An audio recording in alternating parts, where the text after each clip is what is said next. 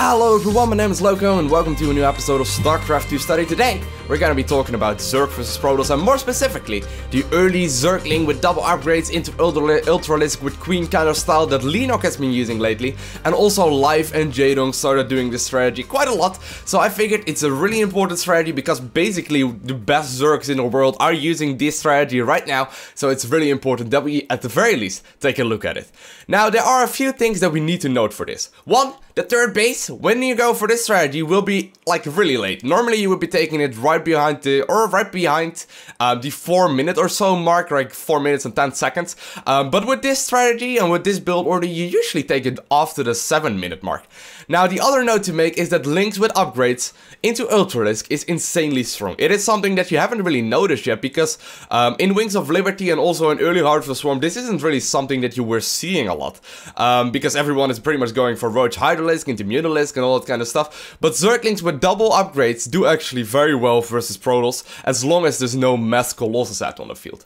Now, this is something that's really important to note as well. Now, the other note that we have to do is that a super quick Hive is crucial in this build. You need to be getting out super quick Ultralisk because you need to get the double upgrades ASAP, like as soon as you possibly can, to +3/+3. Now, the ultimate push with this build will always come with like Queens that use Transfuse on Ultralisk and then Zerglings added into that fight and Zerglings to reinforce the entire thing. And it basically is like a really awkward little build that you haven't seen too much yet, but it's insanely powerful. So here we are in the actual game. I'm actually playing a game versus nothing and I'm just going to be practicing the build order. Now, Leenock rather, actually opens this one up quite interestingly. He actually opens this up with a hatchery first. Now, there's really no problem in opening up with a pool into a hatchery either. But I'm just going to copy exactly what Leenock was doing versus NaNiwa in the Dreamhack finals. Leenock opens up this build order with a hatchery at 15 supply. He then follows it up with a spawning pool at 17 supply, and shortly after also a gas geyser at 17 supply. He then follows it up with one more drone and starts another overlord once again at 17 supply. As soon as his spawning pool finishes, he actually starts double queen and he also starts just more drones. Kind of depends on what map he is spawning on, but most of the time he will just go straight into droning if he has some idea of what his opponent is up to. If he would not, however, know what is going on, he would simply make another set of Zerglings and go scout. As soon as he hit 100 gas, he's actually starting Ling Speed, but he leaves the drones on gas. As soon as he hits max saturation in his main base, he starts rallying all the drones that he's creating to his natural. As soon as the queen in the natural spawns, he starts a third queen right away. At this point, he basically goes into heavy droning. The only thing he's going to create is drones, considering he has scouted his opponent going for a nexus. Once the third queen spawns, he uses that one to start spreading around creep. As soon as he hit 200 gas, which should be right around the 6-minute mark, he starts double evolution chamber. He then actually rallies the main base back to the main base and starts creating a bunch of units. Now, this is going to go over the max saturation for a little bit. As soon as the evolution chambers finishes, he starts +1/+1. Right now, he starts going for a third base, which should be right around the 7.5-ish minute mark. The next 100 gas he's going to spend into a Lair, and he's also going to be starting another gas geyser at this point. Sometimes he even starts 2 of them. At this point, he makes like a first round of Zerglings, which he's going to use to actually stay defensive in pretty much every situation. Right now, as soon as he feels like he can afford it, he will start another gas geyser, and he will also start a macro hatchery right when he can afford it. As soon as the Lair finishes, he actually starts a infestation pit right away. When the third base finishes, he actually starts creating a bunch of units right now. He is going to use those units not to just do a huge attack, but he's actually going to use those aggressively and actually try to get into the main base and also try to get a deny on the third base of the Protoss opponent.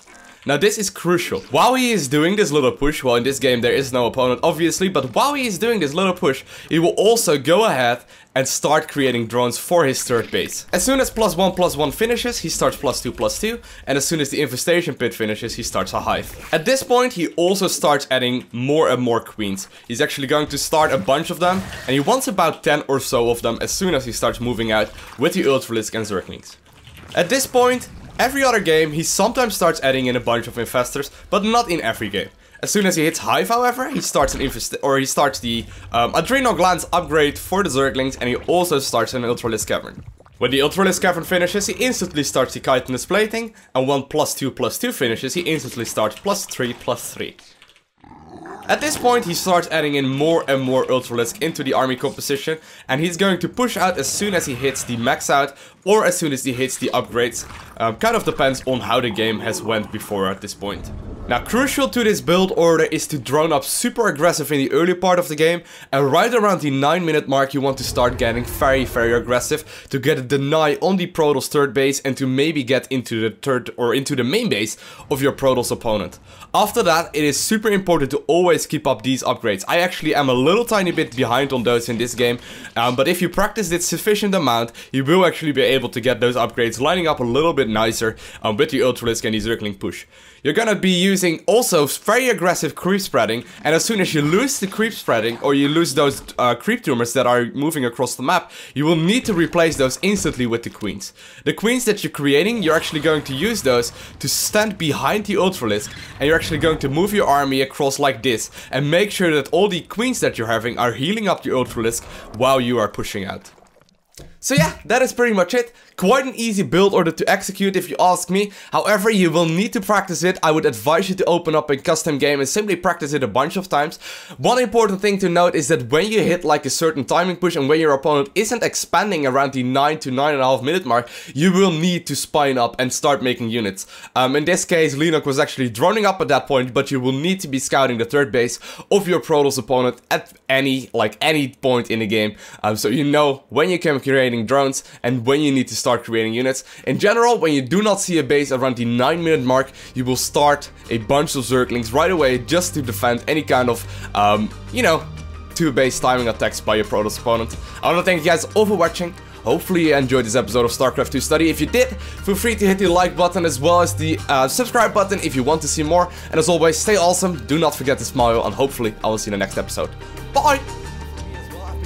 For the last few weeks, and I have to say, I actually think I should have started using this a lot earlier. Now, it's kind of hard to explain the actual thing, so let's just jump straight into the game and I will show